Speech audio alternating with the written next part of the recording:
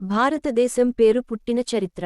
India అనే పేరు సంస్కృత భాషలో సింధు నది నుండి వచ్చింది. గ్రీకు, పర్షియన్ ప్రజలు సింధు అనే పేరును ఇందు గా మారుస్తూ ఇండియా గా పేర్కొన్నారు.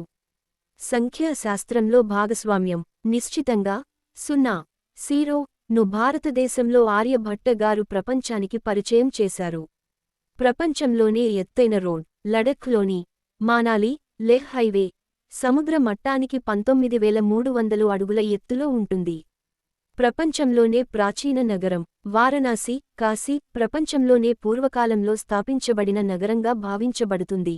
ప్రపంచంలో అత్యధిక బహుళత్వం భారతదేశంలో 22 అధికారిక భాషలు 19,500కి పైగా స్థానిక భాషలు ఉన్నాయి.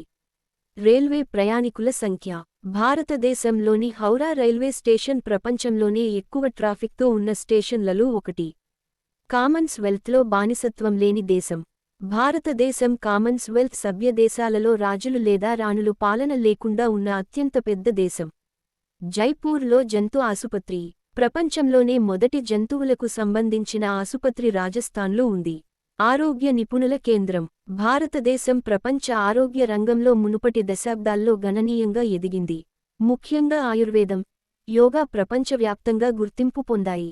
ప్రపంచంలోనే పెద్ద ప్రజాస్వామ్యం భారతదేశం అత్యధిక జనాభా కలిగిన ప్రజాస్వామ్య దేశంగా గుర్తింపు పొందింది.